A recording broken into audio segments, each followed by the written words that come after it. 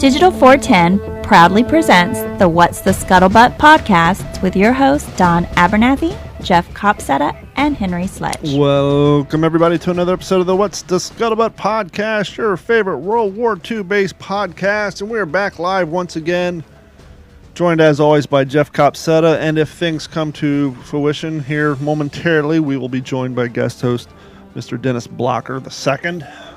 That's the type of name you can't put on a mailbox in front of a shack. That's a name destined for success right there. Jeff, how are you doing tonight, sir? Good. How are you? You know, I used to say, because my grandfather's name was Donald Preston Abernathy II, but then he skipped a generation with my father, which really messed things up because I could have been the fourth, and the name Donald Preston Abernathy IV is not a name that you can put on a mailbox in front of a shack. I was so close to destiny, but fell short one generation, so I started all over again with just Donald Preston Abernathy I. How are you? It's cold here in Florida. Yeah, so you're wearing a jacket, and I mean, we're kind of enjoying. I mean, it feels like December at least, right? The Christmas lights are up, Christmas trees are going, and you don't want it to be 70 degrees, and it was the other day, but we're hitting the 50s and 30s at night, so I like it for this time of year. This is how it should be. You know, it's so funny because I grew up in Ohio and Kentucky, and growing up as a kid, you know, when it's -4 at the bus stop all year, then it makes its way up to 50. Ooh, that's shorts weather. And so you'd be out the bus stop in the morning at 55 in shorts. It's currently 55 degrees here in Cape Coral. I got a wool-lined 41 jacket on, a T-shirt. There is a window behind me. The windows are actually open in my house, so we don't have the heat on. Thank gosh for that. But yeah, we're just trucking right along, and heads up, I know it's hard to download every episode and listen to it in real time, but the time is on the clock and the clock is on the time for the winner of the first Patreon prize pick winner, which we did at the end of November, and that was Joe Schwartz. You won the first print that we're giving away. I sent a message to you on Patreon, so if you haven't done so, log in your Patreon account. I just need to know that you're actively still around and that I have the correct address, because I don't want to send this wonderful print to whatever random lucky guy moved into the apartment after you. So simply just reach out to us on Patreon, send us a message, say, hey, I'm here, I'm alive, here's my address, and we'll send it out to you just in time for probably New Year's Day. If you guys didn't win, don't worry. We're going to do another drawing. Unofficially, I think we're going to shoot for maybe beginning of February, because December's half over. We want to give people time to sign up. And our next print is another one from donated by Mr. Henry Sledge. This one too is from the Valor Studios. It's entitled Off the Line. It's by Gil Cohen. The description of this one, it is September 25th, 1944, as the Marines of King Company K-35 file past Peleliu Airfield 10 days after landing on the island's bloody beaches. They enjoy a brief reprieve from the fighting and the heat. In the days prior, they helped capture this very landing strip, the campaign's main objective. And just a quick preview, we will take a nice photo like we did with the last one and post it on all our social media. This is very reminiscent of the scene in the series where you see them all walking down the line and they're beaten and worn and their uniforms are all tattered and torn. A very iconic image. You can now have your very own print from Valor Studios. Go out and get it put in a nice frame and hang it up in your library, your room, wherever you keep all your World War II stuff. The living room, if your wife will let you. It's a very beautiful print. And that can be yours. All you have to do, sign up for Patreon. Head over to WTSPWWII.com. When you go there, you'll see a red Patreon link in the corner, or orange if you're not colorblind like me. Click on that, sign up. Choose any one of the three plans. Just got to be a red active subscriber. You can choose the $1.50 plan, the $3.50, or the $7.50. Jeff had forgotten. I know he's aware because we talk about it all the time, but he was surprised. Yes, if you sign up, maybe I don't talk about it enough, but the rule's always been in place, and I've given out a handful of these. If you sign up for the $7.50 month plan after your second month, I will reach out to you via Patreon. Any giveaways, any prizes, anything we do through Patreon, communication will be through Patreon. It's our only way to truly identify you as the member. But yeah, I will reach out to you through Patreon, send you a link to our store, say, hey, pick a shirt, pick a color, pick a size, let me know what it is and send me your address, and we'll get those ordered and sent out to you. So if you want a free t-shirt after month number 2, it's kind of our way of thanking you as being the top tier subscriber, which, to be honest with you, I've seen some of the top tier subscribing prices on a lot of other Patreon pages, and I don't feel guilty about $750. I was watching this YouTube channel, guys, like, our top tier, $500 a month. I'm like, what? Okay, $750, we're doing good. So yeah, $7.50 a month. After month 2, we'll get you a free shirt. But you can sign up for $1 a month plan, and you'll be entered in. And as we did this time, at the beginning of February, we'll print out all the names, as long as you're an active subscriber, and we'll dice them up, and we'll pick away. Jeff and I are trying to, because we want to stay the nice guy. We don't want to be someone's mad because we didn't choose their name. So we're going to pick some random poor person in our environment, make them do the drawing. So we're innocent. They will do the drawing of the name, and then we'll reach out to you guys and help you out. Jeff has a friend who sent us some very cool stuff, and we have a limited supply of a certain item, which I thought maybe we could use as a feeler, see what the interest are, and if they sell, then we'll get some more made on a mass scale. But there's no reason to order boxes of stuff if they're just going to sit around. So Jeff, do you have one handy? If not, I do. If you want to describe what we're looking at here. Yeah, there you go. So it's not only a good buddy of mine, but it's a brother in arms. It was somebody I served with Fox Calf years and years ago. He was a young PFC when I remember him, but now he's a retired sergeant first class out of the Army, retired as a recruiter in the San Antonio area, got into some laser engraving. And so like Don's up there, it's about the size of a credit card. Mm-hmm. Nice thin metal, powder coated, kind of, it's hard to scratch. I mean, that's scratch resistant, I guess. I mean, yeah, hypothetically. Really. Yeah, it's really slick. So it's just a really cool bottle opener with our logo on it, with WTSP, with the 5-year logo on it. And, he just kind of donated a bunch to us and said, hey, man, here you go. And just kind of a gift to the podcast and see what we can do with them. And these are perfect for camping, fishing. Obviously, you're probably not going to put a steel can opener in your wallet and sit on it because it's going to hurt. But these are like perfect for like camping, fishing, anywhere, not only for beer bottles, but for like Mexican Cokes, the Mexican Fanta, a lot of the stuff that's not twist off, you need a bottle cap for. How many times have you gone out and got tacos and get that bottle and you walk out like, oh, is there a picnic table I can smack the edge of this thing on? We got a lot. I can't tell you how many gas stations I've gone to and bought the Coke in the non-twist off bottle cap, and the gas station doesn't have a bottle opener. So you're outside looking for something to smack it on. No one smokes anymore, so it's not like you got a lighter to pull out of your pocket. So throw one of these in your glove box or in your tackle box or your camping bag. So when you and the family are out, or you and friends are out, and you got a beer around the fire, or once again a glass bottle without a twist off, Bob's your uncle. Perfect. And so we're going to put those up on the website here in about a weekish or so.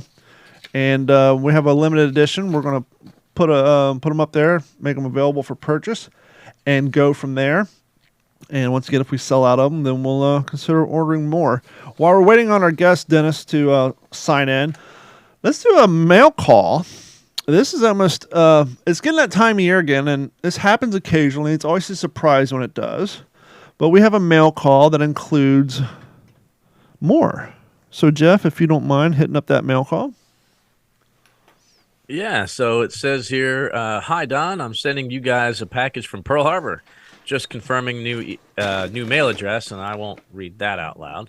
But she was confirming Don's mailing address and just checking, because I thought last year I sent it to Del Prado or something like that. Yeah, we moved our office address for the Digital 410. So the address that is on our website, which is the address she was verifying, is in fact the current address. Perfect. So says here, walking to local Honolulu post office now. Hope the address is correct. Thank you, Miss Rona Bushbaum. And is that the package? Yeah, the package showed up today, and now I'm getting warm, so I'm going to take my M41 off. So we got the package here. And inside the package, I didn't open up these guys, but I did open up the envelope because I wanted to know what I was reading before I read it on the air.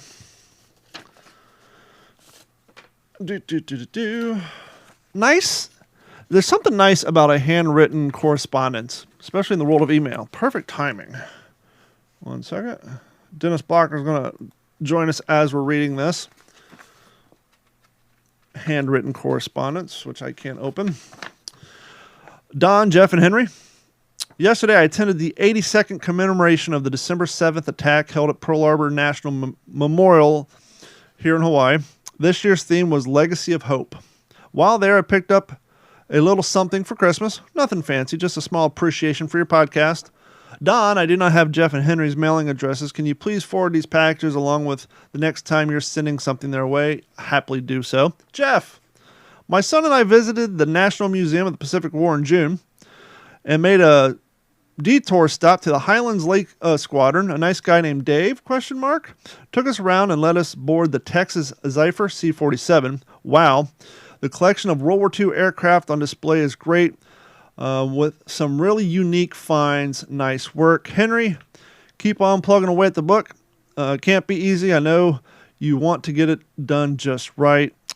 Sign me up to purchase a copy when it is released.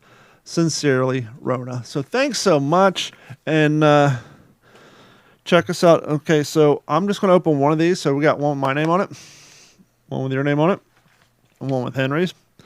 I'm not going to make any assumptions. I'm going to assume they're all the same, but I'm not going to take it upon myself to open up your gift. So I'm going to open up the one that has my name on it and see what's in this bad boy. We got us the Pearl While Harbor. we're waiting on that, welcome, Dennis. Welcome, Dennis. How you doing, fella? Yeah. Welcome to all right. Mail Call. So we got ourselves a nice Pacific Historic Parks bag. And inside... Oh, that's very cool. That's awesome. The USS. What is it? USS Arizona. Check that out. Oh, It's USS Arizona BB-39 in port. beautiful. That is It's a Christmas tree ornament.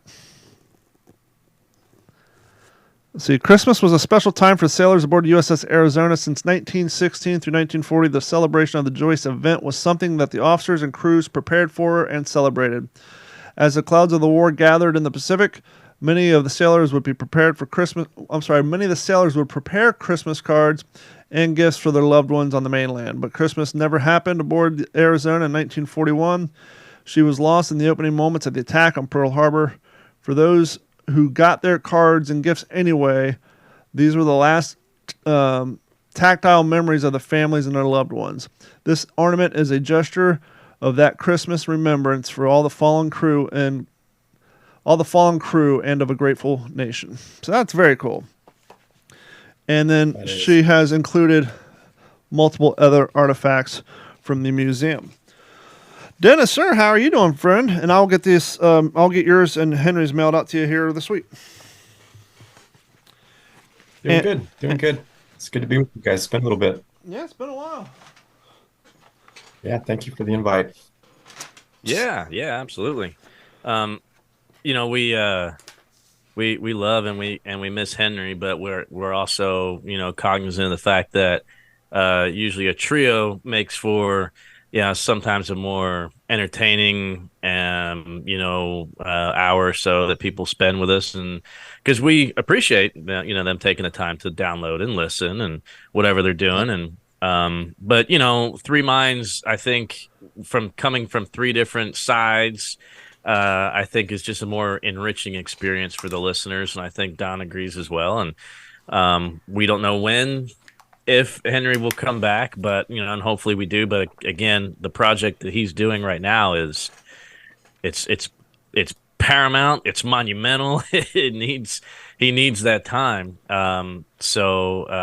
Dennis, we've always had some great feedback, when you're on our show, and it just kind of helps complete the mission as far as I'm concerned. Well, thank you. Your internet's lagging out on It's me. always good to be with you, fellas. There he is. Background here. It got back up. So last week, Dennis, we talked about the setup, the logistics, and the first attack on Wake Island. So this week we're going to kind of pick it up there on the second attack. But I figured today's December 11th, as we're recording this. Hello? I had some audio coming in through there. Yes, sir. So as we're recording this is December 11th, but most people will be listening to the episode on December 12th. So I thought, even though this is technically part of the first part of attack, we'll roll back a little bit to December 12th. So just to rewind a little bit, kind of like when you watch that next episode of the sitcom, they kind of give you a preview of what happened on a previous episode. So we're going to go there. The next day, December 12th, 1941, began with the bombing raid by a Type 97 Mavis, which was shot down by a Wildcat. Later in the day, 26 G-32M Neals attacked. The Wake defenders shot down one Nell and damaged four more. News of the battle reached the United States mainland, which unfortunately broadcast news reports that the garrison on Wake Island was, quote, very small.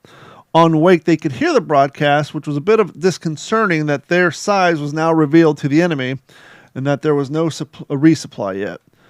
A Wake resupply mission was under planning but was held back by the lack of available ships due to the Pearl Harbor attack. Finally, the Navy War Planning Office made a breakthrough. They realized that if they converted the seaplane tender and that the people on Wake took no possessions, they could squeeze everyone into it, even 1,500 people. So that was kind of which way they were going before they could get anything off the ground, if you will. And so that's going to bring us to about December 23rd, because there was a span of about 12 days that was just 15 days from the first attack before the second attack on December 23rd, where it was just nonstop air raids and bombing, which in and of itself, we kind of talked about last week, Jeff. We often wondered what it was like on Peleliu and Tarawa pre-invasion for the Japanese, who dealt with days and hours on end of just naval barrages, but our guys on Wake Island kind of suffered that from both aerial and naval ships. Yeah, absolutely. And, I think it's important to kind of point out that at this time, though, if we go back, like you said, we kind of talked a little bit on last episode last week, initially it was victorious. And I think I told Dennis this earlier when I talked, that anytime I kind of revisit the story of Wake, you kind of get this false sense of hope that they're going to make it, because it was such an incredible, the way they repelled the Japanese on that first invasion. I'm sure the Japanese were just absolutely appalled to see was a destroyer, I think, that was sunk within minutes. And yeah, two of them within two. One destroyer within 2 minutes of the opening battle. And as we discussed last week, 2 minutes of the opening battle on what they thought to be an unprotected island, but they just won their attack on Pearl Harbor and Guam, the Philippines, 19 other locations if you count the other two. So there's 23 locations that they attacked and were victorious over, not counting Wake. They go to Wake and they lose a destroyer within 2 minutes of fighting some Marines and construction workers and a few sailors. Just right. And so, I think it's important to kind of ponder a little bit here. Was there a conversation had with the Japanese brass saying, okay, at what point do we pull the plug on this thing and just kind of bypass? I mean, we understand the strategic importance of Wake and Wilkes and Peel, right? Yep. Had a runway. It's an unsinkable aircraft carrier, closer to Japan than it was to Hawaii. So, but it still gave you very important mileage on your bombers back then. I mean, even 500 miles is 500 miles closer to the target. I mean, that's less fuel. That's, like you're saying, it's closer to Japan than it was Hawaii, but even for Japanese, it could have been a reasonable desire to have, because that's even closer. That's just another place to stage equipment and aircraft. Yeah, no, absolutely. I mean, it was kind of the outer ring of defenses for us. I mean, that was the far ring, and then Pearl was kind of that inner ring, protecting the West Coast. So, but I mean, yeah, the pummeling that they took from a small contingent of Marines on that first attack. So, it was technically at that time, it was the first victory by the Marine Corps in the Pacific. And I think that, along with basically everything else about Wake Island, gets overlooked. the first Marine Medal of Honor is on Wake. Where's the airfield named after him? Yeah. Right? Like, man, that's just, I mean, the story of Hammer and Hank. Uh, and I don't know if there's another story where the guy was such an incredible pilot, but he gets a Medal of Honor for what he does on the ground as a ground pounding Marine. And it kind of really, it really kind of draws back to that old Marine Corps, what's just drilled into them. They are a rifleman first and everything else second. Even for the boys flying Wildcats in VMF 211, Hammer and Hank Elrod proved that he was an outstanding pilot and showed that he could take a 100-pound wing bomb and knock out some Japanese ships and still be able to help coordinate and properly fire, bell-fed machine guns in active ground combat during an invasion. That just, where is that story? And where's a lot of the stories? I mean, it would seem like the Pacific Alamo has got to be probably, if not proven, but one of the most complete tellings of what happened on Wake. Because even when you try to watch documentaries or stories on YouTube, most of them are 15 minutes. It's usually the quick talking points that was over 30 days and in and out. And Pacific Alamo, all three of us have it here. And there is, Jeff and I have talked in the past, we love the first person account of these stories because it really brings to light what these men were going through. And trying to find, here we go. Bear with me. I just want to read something here momentarily. So this is during the first wave attack and the bombings. All able Marines rushed to help the wounded. Master Sergeant Andrew Paskowitz, injured in the right leg by shrapnel, painfully hobbled around to the wounded and dying men at the airstrip and offered comfort. PFC Joseph E. Bohm pulled up to the airstrip in a truck in which to place the dead, but was not ready for what greeted him. Quote, "At the airport, I have never before or since have seen such devastation. Dismembered bodies everywhere, planes on fire, the smelt of burnt flesh, moaning, groaning, and suffering everywhere. I inevitably became sick and thought I will never stop throwing up." Bourne set aside his revulsion and helped others drag bodies to the truck. Some were so shredded by the Japanese bullets and bomb fragments that a man crumbled to pieces in their hands.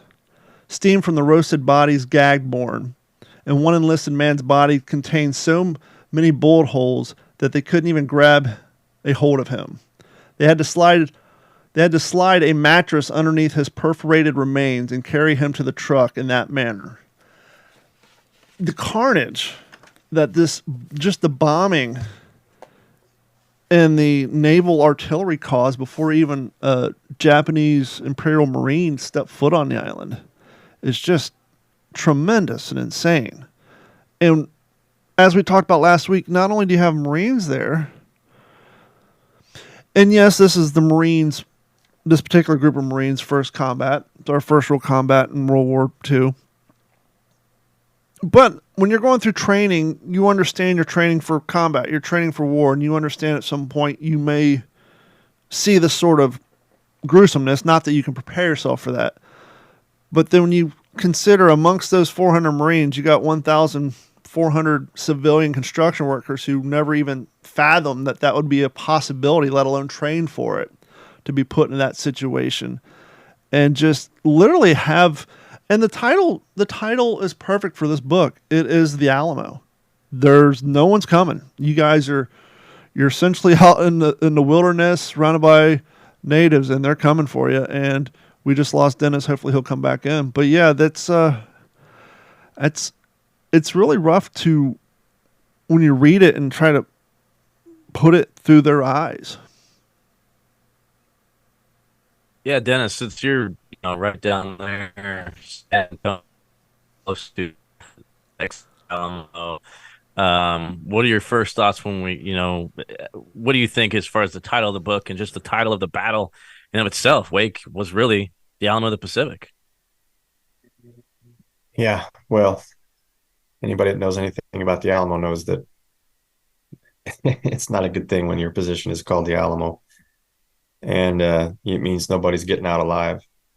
And but it also has a meaning that you're gonna stand and fight. Like you're not just gonna sit back and delay. It's gonna be to the last man. And yeah, that's what I just love that title. And um, what was that? Have you guys seen this book either? Given Up for Dead? No, I've heard of About it, but I Wake have Island, not about seen it. So this one I read in like a day and a half. I just couldn't put it down. It's just riveting as well. But I remember watching the when I was a kid. That was one of the first World War II movies I saw was the Wake Island uh, battle, and just that feeling of you look out to sea and there's just nothing. There's nobody on the horizon coming to help you, and there isn't anybody ever going to come and help you. And then that there's that submarine, right, that leaves, and it's like, oh man, who gets picked, you know? Mm-hmm. And that's just tough. That's just tough. And then the civilians, it's like, man, I don't want to put me on the submarine. Why am I here? This is against the law for me to be here. And it's like, oh, that's rough. That is so rough. And from the commanding standpoint, Jeff and I were talking about this before we went on the air. After the first air raid, they lost, what was it, 12 of the 16 aircraft? Or no, it was 9 of the 12? Eight, yeah, Yeah, 8 of the 12. Yeah. They had 4 left. And Jeff and I were discussing one of the things that they had been promised far before the attack was this newfangled technology, this radar. We got this radar equipment here. It's getting ready to ship up. It's on the docks of Pearl Harbor. We're going to send it out your way. You know, you'll be able to detect anything coming within miles and a 360-degree radius of the island. Don't worry. This technology, it's going to be a lifesaver. And never showed up. So what did they have? They had a water tower with 2 Marines with binoculars. Gave them a 15-second heads up. And so now 80 aircrafts are destroyed. As they pointed out in the book, there's not a silver lining to being bombed, but where they kind of got lucky-ish is all the bombs struck all the planes in the exact same spot near the back of the fuselage. So none of the engines took any direct hit. And so now they had 8 halfway decent engines to try to cobble together and either A, use on one of these 4, or let's see if we can get a 5th one off the ground. But you're cut off. Your fuel dump got hit on day 1. It blew up. So what aviation fuel you have was not in the main dump. So you have a few, barrels sitting around. But you have 4 planes left with a 15-second heads up. What do? You can't exactly fly them around all day. You're going to spend through all your aviation fuel. You don't want your last 4 planes on the ground. And so Cunningham decided he's going to basically send up a plane first thing in the morning, plane in the afternoon, a plane around dinner time-ish, and then right at sundown, kind of the times of the days that he would anticipate a bombing run or Navy coming in, and try to get lucky, but you have to do it without expending what vital fuel you still have left to do it. And every second those things are on the ground, there's potential to get hit again. But once again, what do? It's like you got to balance your resources. Well, we had radar at Pearl Harbor too. Yeah. Well, you know what it is about newfangled technology. There's always promises they don't ever quite live up to. And so on, the second Japanese invasion force came on December 23rd, comprised mostly of the ships from the first attempt plus 1,500 Japanese Marines. Now, that doesn't really give you an idea of how much we're sending down their way, so let's break it down just a little bit. We got 2 carriers, 10 destroyers, 1 seaplane tender, 1 transport/mine layer, 1,500 troops, all coming down. And as Jeff said, you got your ass handed to you on the first wave. First time, at least in this war, Japan was dealt a loss. They're circling back around. Do we give up? Do we go back? Is it worth it? Well, we got all these vessels that just came back from their successful attacks on Pearl Harbor and all these other locations. Oh, and we hear this little news broadcast coming out of Hawaii talking about how small their defenses are there. So let's go back. And they sent, it's It's kind of like when you watch the remake of, what was it, the Ugly Eight or the Dirty Dozen or whatever, when they're just trying to protect that little small town, and you just have all these cowboys and banditos coming down and just boom, boom, attacking one after the next. And they all landed on the southern bank down by the airport and splintered off.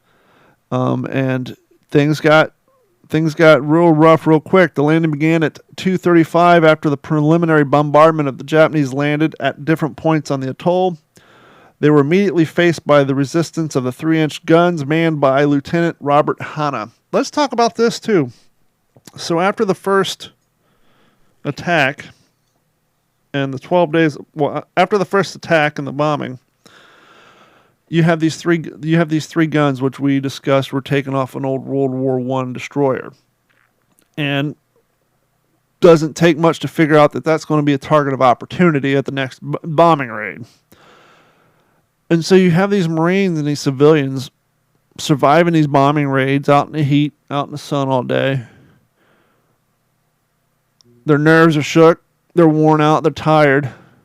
And that night they're saying, okay, Jeff, you take a squad of 10 guys, go tear down that gun. Dennis, you take a squad of 5 guys, go to where that gun was, build a fake gun out of cardboard and steel pipes and fill some sandbags. Every night they were moving these 3 guns around, replacing them with decoys so that the next morning when the bombing strikes came in, every one of the decoys got hit. But that's how we were able to fight up during that 15-day period of nightly bombings. Those poor guys were dismantling those guns and moving them every single night or every other night to new positions. And oh, by the way, newly acquired positions that hadn't been previously bombed, it's like playing Battleship. Every day you got one more peg or blown out trees and craters, because there wasn't a whole hell of a lot of places to put this stuff to begin with, because Wake Island wasn't known for its lush jungle. And so they're constantly moving this stuff around and trying to cover it up with camouflage to save it as much as they could. And that in and of itself has to be taxing and bad on morale. Can't sleep during the day and you're up working all night. Yeah, and I know it didn't take them long to figure out that you're not going to go sleep in the building. No. Because you may not wake up. So they're they're out there roughing it in the machine gun positions out along the beach.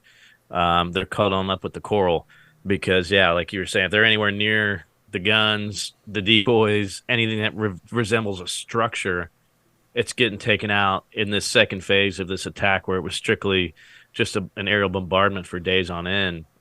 So, that's just, I mean, that documentary I watched, there was a guy, God, I'm trying to think of exactly how he worded it. But after spending so many nights out there by the runway, when he was taken prisoner and they put him inside one of the buildings, he said, I never realized how soft wood could be from sleeping on the coral, just unbelievable, just what these guys did. And so at this stage in the war, the Japanese didn't have anything resembling what we had, which we hadn't even used yet, which were going to be, landing craft. And so the vessels that they had these 2 waves of their Imperial Marines on, that was so important to get these guys on the beach. They just ran them right into the beach and just offloaded. But during that time, they saw the guns, and the Japanese Marines bypassed the gun positions and they attacked the main airfield. Meanwhile, a company of Japanese Special Naval Landing Forces Marines landed on Wake Island.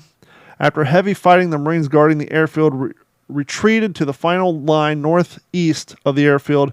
A group of 100 SNLF Marines infiltrated the position and attacked it, causing the surrender of the island's garrison. The U.S. Marines lost 49 killed, 2 missing, and 49 wounded during the 15-day siege, while 3 U.S. Navy personnel and at least 70 civilians were killed, including 10 natives and 12 civilian wounded. 433 U.S. personnel were captured, and 98 of them were left on Wake Island to act as slave labor to do what the Japanese military needed done. And that in and of itself brings a whole other list of things to come up against the Japanese post the war. Right, yeah, the fate of those 98. Jeff and I were talking, so after the first attack, word gets back, hey, we're under attack, and we need to do something. We got to get something out there. So remind me again. Oh, I went. So you had Cunningham and who was the other? Devereaux. And then who did we say got relieved? Well, there had to be a fall guy for Pearl Harbor. Yes. Right. So Admiral Kimmel was SINCPAC at the time of the attack. And interestingly enough, I want to say that position was offered to Nimitz, and he turned it down because he was going to leapfrog several other admirals for SINCPAC, and he didn't want to get it that way. That's crucial because, obviously, for those of you who know, when Nimitz became SINCPAC, his contribution to the war, his leadership style, his just everything about that man as a leader was just crucial. So had Nimitz accepted SINCPAC, then it'd be a whole different war. But it was offered to Kimmel, and Kimmel took it. But of course, Kimmel had to be the fall guy among several others after the attack at Pearl. It kind of makes sense they'd make him the fall guy because on April 18th, 1941, Kimmel wrote to the CNO requesting additional resources for the base construction on Wake Island. And for the Marine Corps Defense Battalion to be stationed there as well. And so he was early in on Wake Island and, trying to get this thing done. And so he was involved with it early on. And he actually he's the one who came up with the plan. I think it was Carrier Force 14 and 11 to go out there, leave California, stop at Pearl Harbor, get resupplied, get that gosh darn radar system to take out there and get some more supplies. And I think they made it to 500 to 300 miles away. And then as Jeff informed me, Kimmel lost his post and he had a replacement. Right. Yeah. And that happened on the 17th of December. So 10 days after Pearl, Kimmel's relieved of command. And so this is the part that I found fascinating. Nimitz was due to be the next SINCPAC. And that's kind of usually how the story is told. Kimmel was relieved, Nimitz becomes SINCPAC, the rest is history. But there's a 14-day period in there that's not accounted for. Kimmel's relieved on the 17th. Nimitz takes over on the 31st of December. There's a middleman in there, and it was Admiral William S. Pye. And that's not all that interesting, except for the fact that what's happening in this 14-day period, the siege at the Pacific Alamo on Wake. So Pye's contribution as the ad hoc temporary SINCPAC until Nimitz gets there on the 31st when he's officially named SINCPAC. So Pye's he's handed the greatest loss in naval history. And, oh, by the way, every other bastion has been taken except for Wake. And Kimmel, like you said, was adamant in getting supplies out to Wake. In fact, I want to say, and Dennis, you may know as well, the B-17s, right, the famous B-17s that were supposed to be that radar blip at Hawaii coming in to refuel, were they not heading to Wake? Was that their ultimate destination? It was either Wake or Midway, and I wasn't sure, but I thought maybe it was Wake. I'm not sure. But we can Don can look that up. So either way, we've got 14 days in here that the entire fate of the Pacific is handed to Vice Admiral William S. Pye. And Pye was not as much of an advocate at sending help to Wake that Kimmel was. So your boss wants to do something, and now all of a sudden he's not your boss anymore, and you can go, well, I thought that was a dumb idea to begin with. I'm in charge now. Let's pull the plug. Well, let's give him a little bit of credit is you also just lost half your naval fleet, and you're sending 2 carrier groups down there, making up probably 45 to 50% of what you have left. And you're like, is that worth the risk for that island super far away? Or should we take those valuable ships and protect our interests closer to our nation instead of risking them so far away? Because once they get out there, there's no one else coming to help them. So he also had to deal with that. Interesting fact, because you brought it up. What's the longest?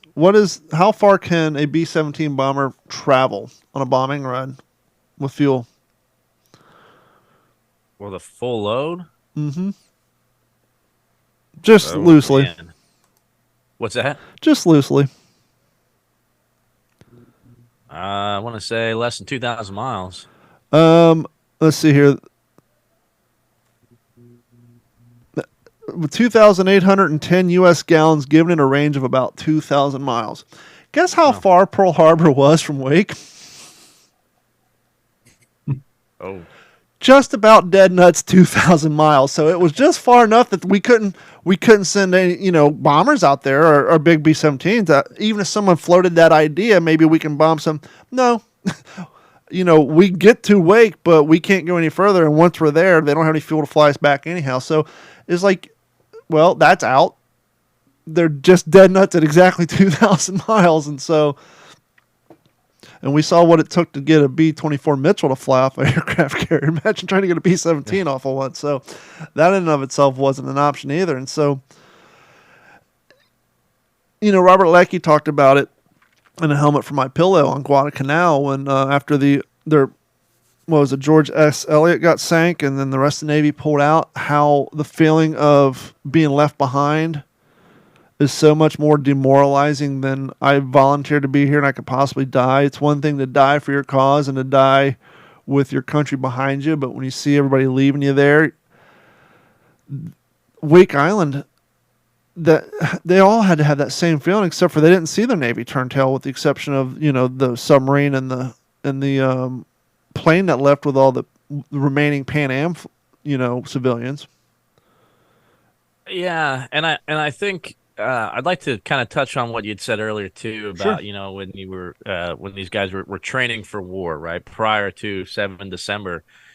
I have a hard time believing that, let's just say June of 1941, that we were really truly training for war. I don't know if we were training for war any more in June of 41 than we were in June of 01. Sure. Right? I mean, it's kind of those things that it's always imminent. It's always kind of back there, but it's it's not going to happen to me, or you know what I mean. Like I still feel, even with all of the tension going on in the world, and all of the failed appeasement and all the nonsense and the isolation policies, all the stuff from the 30s. That's just really just abysmally failed as far as American policy was concerned, and the Allies. I still find it hard to that when General Marshall was handed the Army as Chief of Staff, that there was this huge okay, we need really stepping up on recruitment. We need to invest in all this new stuff and all these new technologies. I just feel like that really wasn't quite there yet, and it took something like Pearl and Wake and Guam and the Philippines and all that to really kind of give us a kick in the seat of the pants and wake Uncle Sam up. Yeah, and that's the thing. These weren't restrictions or financial cuts initiated by the military branches themselves. These were cuts made by the politicians in Washington post World War I and during the Depression and during the height of the isolationist. And so, it wasn't, we're in combat now, let's get new technology. It's, we're in war now, let's try to get our fighting strength back to what it should have been during peacetime before all these cuts, and then we'll work on getting the extra stuff. Henceforth, why we relied so heavily in his early years on World War I equipment, because our numbers were so greatly reduced after World War I, because the whole concept of war was so painful after the war to end all wars that no one wanted to even entertain the idea of maintaining a battle-ready armed forces, because after all, as the name implied, it was the war to end all wars, and people didn't have the stomach for it. And so we were so dramatically understaffed and technologically and manpower compared to where we should have been if it wouldn't have been from the laws and the financial cuts put towards our military. Yeah, absolutely. The Marine Corps that those guys joined that were on Wake, that was a military that's even in 1940, a year prior, Romania has a larger standing army than the United States in 1940. Dennis, I mean, let's as armchair historians now, could you even imagine being in any type of command position in 1941 where you get this news of Wake, Guam, and like Don said, 22, 23 different locations have all fallen under attack from the Empire of Japan. And then, oh, by the way, you know what? Let's just say Dennis Blocker. Dennis, you are now Admiral Pi. What do you do? Like Don said, I mean, do you risk two of the only three carriers we've got in the Pacific for the sake of 400 Marines, 1,100 civilians? I mean, either way is the wrong answer. Like we know that, right? This is how command works. Like it's never really a good. It's bad or it could have been worse, I guess. But what are your thoughts on all of that? Well, I can't help but think that when you get to that level of command, there's a lot of politics involved. So you're probably a pretty good politician. And you have to know that history is being written, right? And you just saw what happened to the guy ahead of you. Mm-hmm. And you have to know that you are going to be written about, and history, American history, is being made, actively being made. And I just don't envy, like you said, that there was so many unknowns, and just to all of a sudden be handed the keys to the car and say, okay, here you go. Here, like, just that's just crazy to even think about. Then there's also a part of me that says, shame on them, because it's not like the entire world was just suddenly thrust into war. War had been going on since September of 39 and for 1940 and 1941, and they saw the German juggernaut, and they saw what Japan could do in China, and and just be so, and not, as a commander on Wake, I would have seen the writing on the wall, and I would have known, all right, I'm going to start training my guys. I don't care what the rest of the world, what the rest of the military is doing. And I'm going to use the resources that I have, and I'm going to make this as real as I can. I'm going to get my guys ready just in case something goes down, because any officer worth his salt is going to be reading books about prior battles. He's going to be reading the newspaper. He's going to be actively involved in what's going on in the world. He's going to be following Rommel's progress through Africa.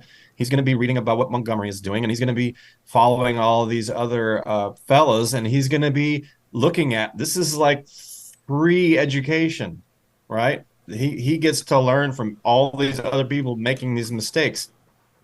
So any officer worth his salt is going to be taking advantage of all of this stuff going on him, and then he's going to realize that, okay, look, you have to see the writing. You have to know it's a very good possibility that we are going to be drawn into this, so I need to get my guys ready. And as we discussed last week, I think out of the plethora of the 1,145 civilian contractors, about 400 of them decided to participate. And as we discussed last week, it was a hard decision because the Marine commanders, Cunningham and Devereaux, they really couldn't force them to fight because, as Dennis implied earlier, legally they weren't supposed to be. They're not under contract with the military. If they fought with the military and then lost, they could have been executed as guerrillas because they weren't official members of the Marine Corps. And so 400 of them volunteered to learn how to use, the machine guns or help load the 3-inch guns. A lot more of them just did like sandbag, more construction stuff. But I was reading before the show prep tonight that during the second battle, you had 400 of these 1,145 civilians, roughly about 400 of them spread across the island. And Cunningham later wrote in his diary that, Devereaux later on wrote in his diary that these civilians fought just as hard and just as strong, and he would have been more than pleased to refer to them as a Marine because they fought so strong. But some of the other enlisted Marines were wondering why we only have 400 of them. The rest of them are hiding in the quote unquote the brush. And I was reading one of the survivor civilians who were quote unquote in the brush. He said they were told, the 400 people who had the pre-training who already volunteered prior to the attack, when they all went to their battle stations, the rest of them were kind of, at least they claim, were told by whatever NCO, retreat to the brush, stand by. If we need reinforcements, we'll send for you. And no one ever sent for them. So a lot of people are saying, well, the ones who didn't actively fight were hiding like cowards. And a handful were like, we were doing what we were told. We were told to kind of fall back. You're going to be our reserves. Stay down, stay low.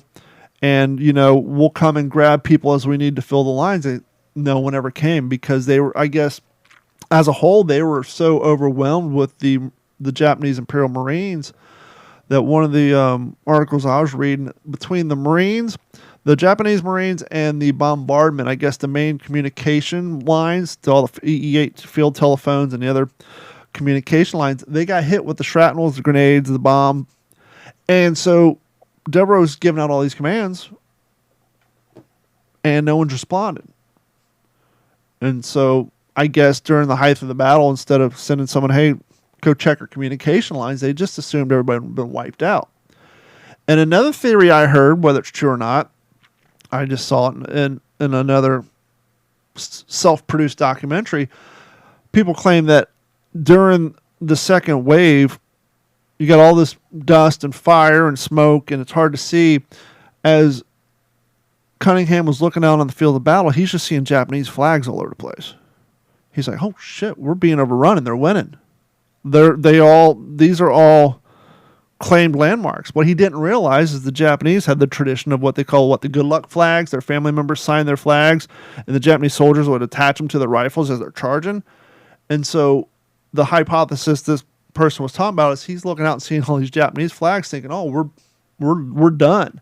But it wasn't until after, okay, my guys aren't answering my calls. I'm seeing Japanese flags all over the place. Clearly, we've been overran and there's no one left. Let's go ahead and call this thing off and try to maintain what we have left. And it wasn't until the smoke cleared and you start looking around, seeing there's a lot more Japanese bodies laying around than there were Marines and civilians, that some people claim that things were going a little bit better for us than we thought prior to our surrendering, but due to the lack of communications and seeing all these good luck flags flying around in the smoke and all that, they thought we were losing quicker than we did. And that some people claim that's what led to a speedier surrender than if we would have had communication lines and actually hear what's going on at these little outposts and hear, losses versus casualties and all that. So it's hard to know, but that's another one of the stories that's been put out there. It's just, Yeah, I read that too. Yeah, they so there's a unit of Marines there. They were shocked that they were surrendering. Like, we're kicking their butts. Like, what? Why are we? And it was that communications. Communications was down, and they had no way to tell anybody that we're actually doing some pretty awesome work here. But yeah, that's rough. I don't know if you guys have ever been in a situation where you thought for sure you were going to die. No. And you had to make a decision on, do I carry on or I know Jeff has. And then, of course, there's that famous scene from Band of Brothers with Spears looking at Private Blythe. But I very specifically remember, and it's interesting, Jeff, you mentioned June of 2001 was anybody training. I was in boot camp at Fort Lust in the Woods and Fort Leonard Wood, Missouri in June of 2001. And I was in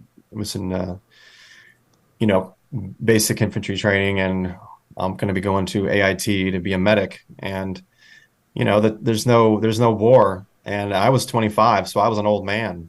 And, there's all these 17 and 18-year-olds in Peckerwoods. And I remember the drill sergeants they were just losing their minds, and because these idiots, they were just not paying attention, weren't taking anything seriously.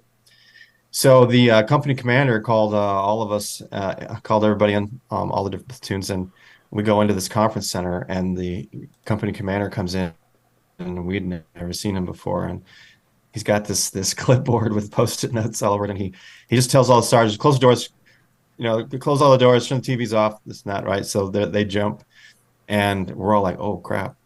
And he looks at all of us, and there's like 250 of us in there. And he said, as of 0800 hours this morning, China has invaded Taiwan.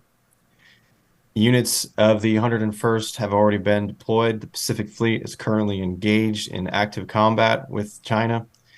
And like he's listing like all this stuff, right? He's like, units in Korea are the infantry units in Korea have been deployed. They're in active combat. You all can consider yourselves graduated right now.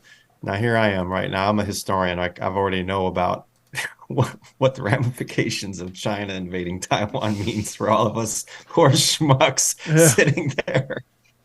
So I'm like, oh man, we're just speed bumps. Like we're gonna win, but it's gonna be 2-3 years from now. So I'm like, okay, I know.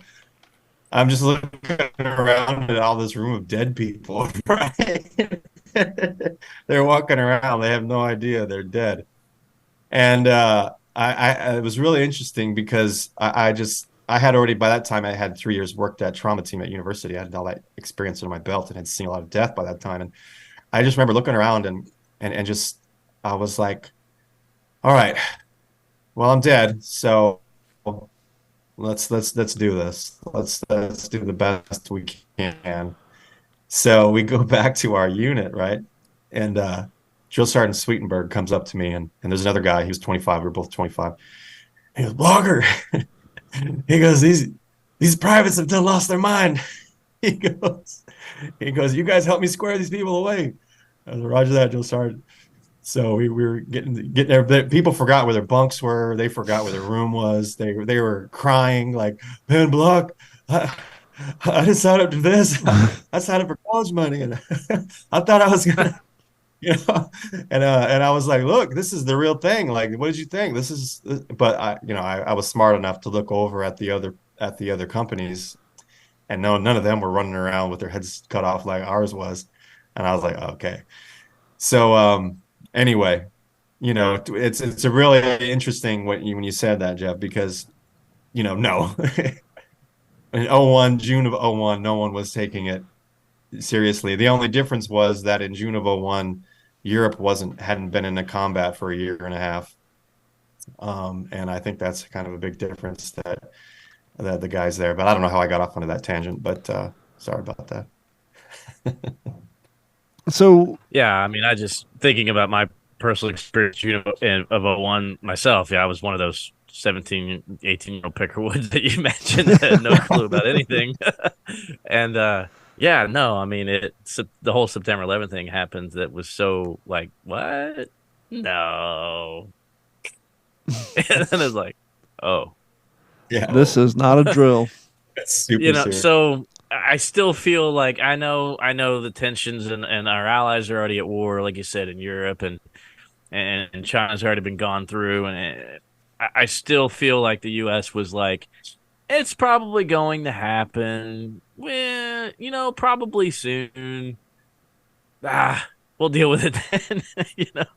Like but then there were people like Kimmel that guy probably would have been an amazing leader had he not been a fall guy, right? I mean, we see that he had the forethought to ramp up the task force to come from California, right? He truly seemed like somebody was not going to leave a garrison behind. Yep. And we never did again, right? We never did that. We kind of had to pull out of Iron Bottom Sound, in the Solomons, but only to re-engage. It wasn't like we just left the Marines on Guadalcanal like, see ya, we're going to go to the next island. Obviously it wasn't like that. But, yeah, it's just December 7th, 1941, we hear FDR's voice. we think Pearl Harbor, Battleship Arizona, but I hope the last 2 episodes of our listeners, we've enriched them a little bit more. Because if you were one of those Marines on Wake, you would certainly want that name Wake to be remembered like say, and like Dennis said, that's not a good analogy. That's never a good thing if the position that you're in is called the Alamo. But these guys deserve it, and of course those 98 civilians that did stay behind become laborers that were eventually all mass executed, every single one of them. The 98 civilians that were kept behind to work were all executed on Wake. And of course the admiral that took over the garrison, the Japanese admiral, was hanged for war crimes, I believe in June of 1947, and that couldn't have come soon enough.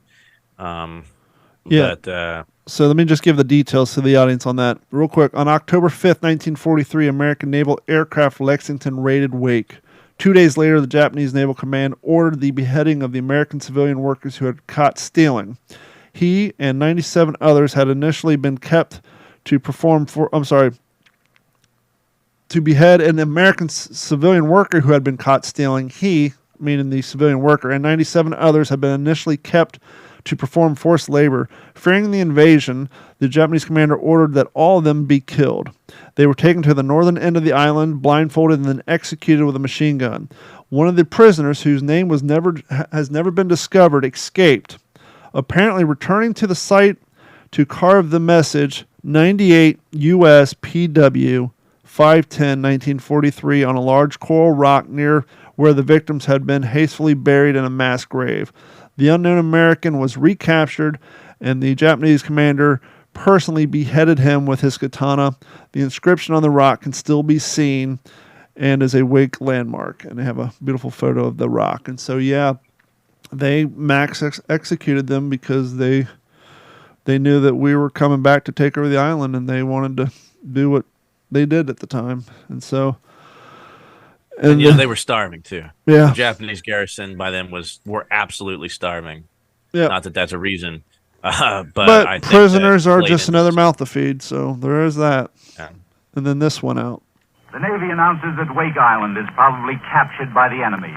And now it is disclosed that fewer than 400 Marines held Wake Island for at least 14 days against heavy Japanese attacks.